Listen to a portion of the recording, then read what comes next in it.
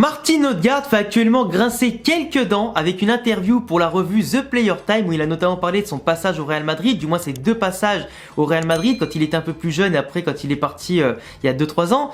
Il fait grincer quelques dents pour une phrase et je vais vous la citer tout de suite pour pas perdre de temps. Il a dit: si j'avais été espagnol, on aurait été plus indulgent, plus patient avec moi, on m'aurait fait plus confiance. Il dit ça au niveau de la presse et globalement au niveau de la structure du Real Madrid, mais globalement ça me fait rigoler. Mais ça me fait rigoler jaune et grincer quelques dents, que ce soit pour moi ou aussi pour vous j'imagine. Parce que Odegaard, faut pas oublier que quand il est parti la deuxième fois, il est parti parce qu'il a été impatient. Il a été impatient. Monsieur ne comprenait pas pourquoi il n'était pas titulaire indiscutable, ne comprenait pas pourquoi il jouait pas plus, ou Zidane, etc.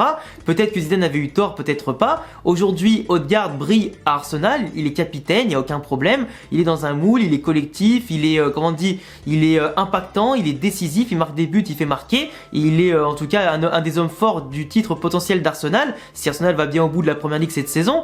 Mais globalement, c'était pas le Odegaard qui était chez nous. Le Odegaard chez nous, il a eu l'occasion d'être titulaire à des moments, de prendre le leadership, mais il l'a pas fait. Odegaard, en quelques apparitions, il n'y a pas un match référence au Real Madrid. Et ça, c'est pas faute d'avoir essayé. Parce que, pour faire un petit rappel de son historique au Real, de base, il est venu quand il avait 16 ans. Et donc, il s'entraînait entre le Castilla et l'équipe première. C'est même son père qui le déposait en voiture parce qu'il n'avait pas l'âge d'avoir le permis ni de conduire à l'entraînement pour rejoindre les Isco, les Modric, les Ronaldo, etc. Donc, c'était un peu lunaire pour un enfant de 16 ans, dans lequel on avait mis beaucoup d'espoir en tout cas, vu que c'était un grand talent. Donc il s'entraîne de part et d'autre. Comme il s'entraîne pas beaucoup avec le Castilla, il a pas beaucoup d'automatisme. Du coup, il est un peu critiqué, il est pas décisif avec le Castilla en 2 et 3e division, il se montre pas à son évidence. Du coup, on l'envoie un peu dans d'autres clubs, dans d'autres pays pour qu'il puisse s'aguerrir un petit peu, prendre de l'expérience. On le rappelle, on l'envoie à la Sociedad parce qu'en équipe première, quand on l'a rappelé, c'était bouché. Donc il va à la Sociedad, un collectif bien huilé dans lequel il trouve sa place. Il est décisif, il affronte les meilleures équipes de Liga, il est impactant. Donc son talent commence vraiment à mûrir de plus en plus au niveau du mental et au niveau footballistique. Donc il vient chez nous avec Zizou qui connaissait bien, qui lui a fait une place dans l'effectif à partir de la saison 2020-2021. Une année qui a été en tout cas très spéciale parce qu'elle non seulement elle a été blanche pour le Real, mais elle a été marquée par beaucoup de blessures, beaucoup d'absences avec le Covid, etc. Donc beaucoup de joueurs ont eu leur chance d'émerger, comme les plus jeunes, comme Vini, comme Rodrigo et Valverde par exemple, qui ont été patients, qui sont restés malgré le manque de temps de jeu à des moments.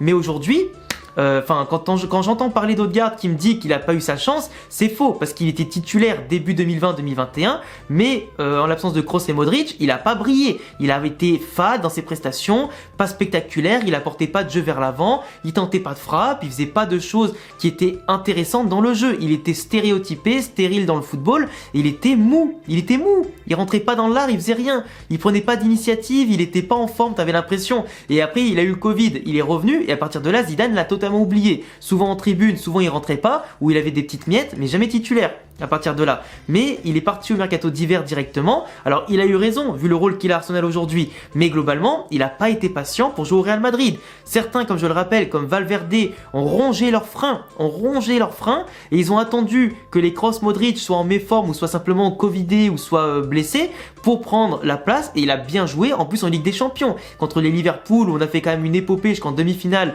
où on s'est fait massacrer par Chelsea derrière, mais globalement Valverde a tenu. Alors pourquoi Valverde, qui n'est pas espagnol, je le rappelle quand même, il a tenu son coup lui, il a tenu et il a grimpé les échelons au Real Madrid pour s'installer titulaire et dans la rotation. Les Brésiliens qui sont arrivés, ils ont tenu le coup aussi. D'autres joueurs qui sont arrivés entre temps ont tenu le coup aussi. Et on tient quand même à rappeler que le Real Madrid ne vit pas sa période avec le plus d'Espagnols dans le 11 de départ, ni dans la rotation. Donc voilà, donc déjà faut pas s'inventer un problème de passeport parce que je suis pas sûr que le Real Madrid ils aient des problèmes avec les Norvégiens, ni avec aucune nationalité au monde. Il n'y a pas un effectif quasiment qui possède le plus de nationalités différentes. Enfin si, il y en a d'autres, mais globalement t'as compris ce que je veux dire. Au Real Madrid, c'est pas le passeport qui joue, c'est le talent. T'avais pas le talent pour jouer Odegaard avec nous. T'avais pas le talent, frérot. Enfin, le talent, c'est pas que tu l'avais pas, c'est que t'avais pas cette intensité, t'avais pas ces coronets, voilà, t'avais pas ces coronets. Et je pense que même la pression du Real Madrid n'est pas la même qu'Arsenal. Arsenal, tu joues pas forcément de base pour gagner des trophées. Ils ont pas le meilleur budget, ils ont pas le meilleur effectif. Il s'est reconstruit cet effectif grâce à Arteta qui a apporté des titres touches et parce que les investisseurs ont bien voulu mettre de l'argent sur la table pour quelques joueurs à quelques postes clés. Et Arteta, avec son QI football, sa tactique, etc., a mis en place un football qui aujourd'hui fonctionne. contre un Liverpool, un Chelsea et des City qui sont très irréguliers et qui sont pas à leur top niveau en première ligue. Donc tu vois, Arsenal est en pleine bourre quand les concurrents ne le sont pas. Au niveau de leur effectif, au niveau de la dynamique footballistique, etc. Donc Odegaard aujourd'hui est un capitaine, un leader, c'est très bien, mais dans un collectif qu'il a instauré titulaire de base, qui lui a promis cette place, qui le laisse se libérer, qui lui donne un profil d'électron libre, mais au Real Madrid, on lui a pas filé, car à côté, t'as des joueurs de classe mondiale qui passent avant et qui étaient meilleurs que lui. Simplement, à Arsenal, il n'avait pas la concurrence qu'il avait au Real Madrid, ni le même football, ni les mêmes intentions dans le jeu. Il y avait d'autres priorités que mettre Odegaard électron libre ou par exemple lui donner toutes les clés du jeu. Et surtout que quand tu lui donnais, il donnait pas satisfaction. Donc quand tu l'essayes une fois, deux fois, 5 fois, 6 fois, au bout d'un moment, tu vas t'installer sur le banc et si t'es pas capable de t'entraîner et de jouer mieux que les autres dans les moments décisifs des matchs, etc., tu pourras pas jouer.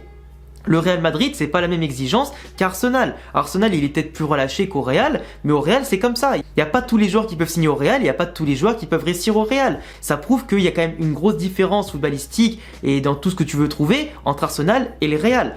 Odegaard, c'est pas un mauvais joueur. C'est pas un mauvais joueur, mais il avait pas les épaules pour jouer dans le plus grand club du monde. C'est tout. Peut-être qu'il l'aura dans 2-3 ans.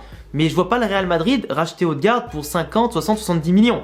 Il est venu une fois jeune, on l'envoyait partout. C'était pas des prestations de haut vol, en tout cas. Là, on le prêtait absolument digne d'un titulaire indiscutable au Real Madrid, etc. Et quand on lui donne sa chance, il s'en va tout de suite. Et pour moi, le train Odegaard pour le Real Madrid, etc. Enfin, le train Real Madrid pour Odegaard, il est passé trop de fois déjà pour un seul joueur. Et il ne repassera plus, clairement. Après, le talent, voilà, il l'a, mais il y a d'autres joueurs, à mon sens, qui sont plus talentueux. Peut-être les Jude Bellingham, etc., qui vont venir et qui, je pense, auront plus de chances de réussir parce qu'ils ont des trucs en plus que Odegaard n'a pas. Il n'a pas apporté l'impact et le football qu'on attendait et il peut s'en prendre qu'à lui-même. Il peut pas dire que c'est une faute de passeport. Et je pense que vous êtes tous là dans les commentaires, quasiment tous d'accord avec ce que je viens de dire.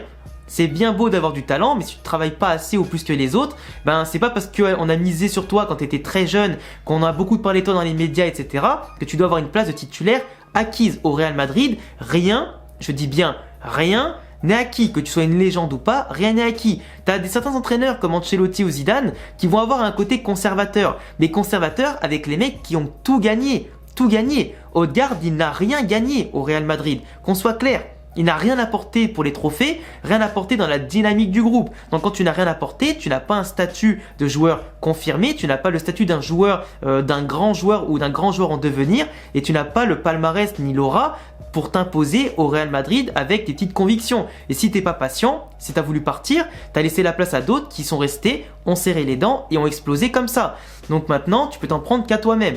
Et du moins, Odegaard, je suis désolé, mais on le regrette absolument pas. Tant mieux pour Arsenal, et j'ai des potes pour Arsenal qui sont très contents d'avoir Odegaard, et je suis très content pour lui, qu'il explose enfin et qu'il monte son talent, mais pour moi, ça restera un bon joueur, pas un très grand joueur. Après, s'il apporte la première ligue Arsenal, qui fait une bonne Ligue des Champions l'année prochaine, etc., c'est très cool pour lui. Mais je veux dire, ça lui donnera pas ce statut-là de joueur spécial, de galactique, qu'il aurait pu avoir, en tout cas au Real, et il aurait pu tout exploser. Mais avec des si, on refait le monde. En tout cas, voilà les gars, c'est tout mon avis sur l'interview de Odegaard, sur sa phrase qui est à mon sens un peu déplacée, tout ça. Je vous laisserai me dire en commentaire ce que vous en avez pensé, et puis ce que vous pensez globalement de Odegaard, ses passages ratés au Real, son passage réussi pour l'instant à Arsenal. Je vous laisse vous abonner, cocher la cloche et me follow en tout cas sur tous les réseaux, me laisser un gros pouce bleu et à bientôt pour prochaine vidéo. Ciao les frérots.